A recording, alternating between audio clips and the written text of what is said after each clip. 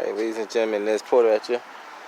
Just had another incident going on down here. We're catching all the calls as we can. Boston police are surrounding another area, C11B2. Guy Beanie in the motor vehicle. Guess they might have him in custody at this point. Multiple units surrounding the area pretty well. I think the suspect is in custody at this time. Not 100% sure, but just giving you guys some footage. What's going on, my man? I'm gonna hang with you guys for a few nights. I'm gonna hang with you guys for a little bit of the night. Yeah, I don't venture out this far that often, so I figure I'll come out. How you doing? We have a better description of the vehicle that How you doing? Yes. She just said it was a dark color sedan, unknown plate. So they allegedly there was a suspect that broke into a car and took some packages out of the vehicle, and they may have the suspect. So they're not too sure if it's a but this area is known for a lot of B&Es though, so just gotta keep your eyes out and be vigilant of what's going on in the city. Now Boston police have a tough job, just so you guys know. Like, if you ever did they don't do ride-alongs, but if you ever did a ride-along with the Boston police, and you see all the calls that they have to go through and scenarios they have to deal with, like, you know, 1 minute you're rescuing a cat out of a tree, the next second you're answering a shots fired call. So it's not easy. By far, they do not have an easy job at all. And for the most part, you know, they're pretty good at what they do. Where, you know, this sign looks like it fell down. I'm not sure where that came from. It probably came from up there. Probably put a 311 call to put that in there.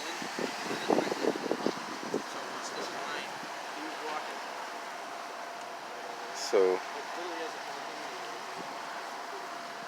there's a lot of activity on the overnight shift.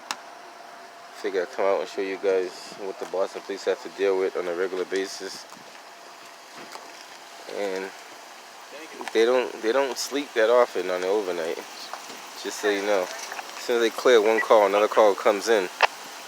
Sometimes they get multiple calls at the same time. You're doing overtime today, huh? I hear you, buddy. Get all the overtime you can. You can do it. Go for it, you know? I was just saying, you guys don't have an easy job at all, man. It's like, you know, 1 minute you're rescuing a cat out of a tree, next minute you're dealing with shots fired. You know what I mean? It's crazy. Yeah, I see. You did a good job doing that too, by the way. You did a great job. I seen some people do worse than that, but you did a good job. All right, Paul. I'll probably see you later on tonight, man. I see you, man. Take care. Be safe out there. You too. Thank you. All right. Can I go straight here? Oh, sure. Go ahead. Just be safe. All right. Let me head up out of here. That suspect that they had, not too sure if he was the original suspect or not, but he didn't have any packages on him, so there was nothing indicating that he broke into a vehicle. So, and I don't know if the vehicle has any damage on it. So the caller was not even sure if he was actually being in the vehicle or if he was actually just going inside of a vehicle. So that's another thing. When you call the police, try to give the exact details. Don't fabricate it. Just, if you're not sure, say you're not sure, because they're going on third-party information, and as much details that you can give them is going to help them out as much as possible. When you say someone's breaking into a vehicle and you're not sure, just say, I think he's breaking into a vehicle, I'm not sure.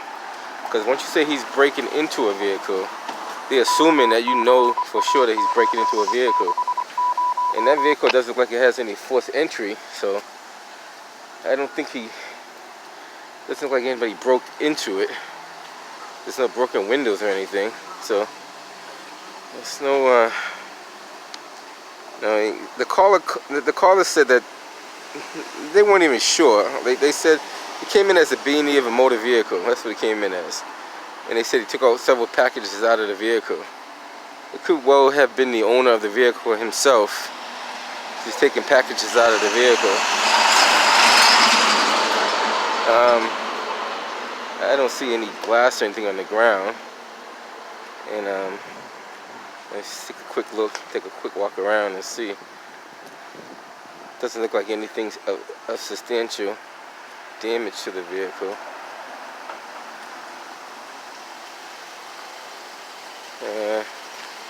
Vehicle is parked in a legal parking space.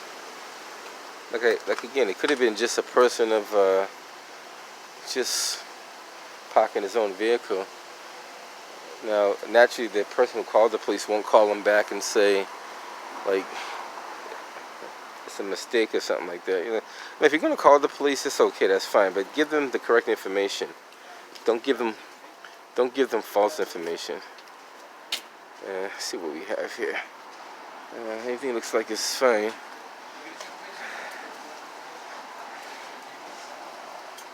I believe this is the vehicle in question, but it doesn't seem like any forced entry at all. So, Bravo 2-1. gonna be heading back to the Bravo side soon. Bravo 2-1. I got you another car. Domestic, person with a knife, 1441 Tremont Street. Call says the girlfriend just pulled a knife. 34-year-old female, black sweater, pink pants. We got it. Okay. Bravo 433, go ahead and as well. It looks like the caller got the knife away from her. Looks like it might have been an SI attempt. She started cutting herself with it. All attached EMS.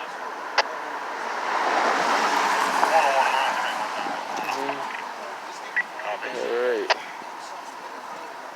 So it looks like this seems all cleared out. It's just, you know, trying to figure out if there was actually a suspect or was it just a person that owned the vehicle, going inside their own vehicle. Without having all the information, it's tough to make a decision on that. Only thing they can do is make a quick, we'll call it a 1-1, and just say what they saw and what they seen and what they did, because there doesn't appear to be any forced entry in that vehicle at all, even other than it being sticking out a little bit. But most of the vehicles is just on the sidewalk, just so you guys know. So that vehicle is not really sticking out, it's just that it's not on the sidewalk. Alright, so I'm gonna head up out of here. Just want to give you some footage of what the Boston police has to deal with on a regular basis. And these guys are busy. Now, there's like, matter of fact, there's multiple calls coming in on other channels right now. But they just got a busy night. Channel mode. And by far, it's not an easy job.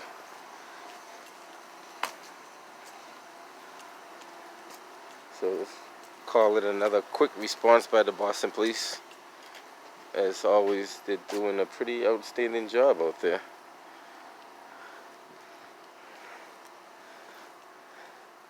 This used to be a car lot. I guess he's not selling cars anymore. 111. Sure, gonna be out 20, but you can preempt us. Yeah, at one point this used to be a car lot. Used to sell cars out of here. I remember that back in the day. Now, not too sure what this is. Like they're doing some kind of remodeling. Till next time, guys, I'm Nez Porter. I'll catch you guys on the next call.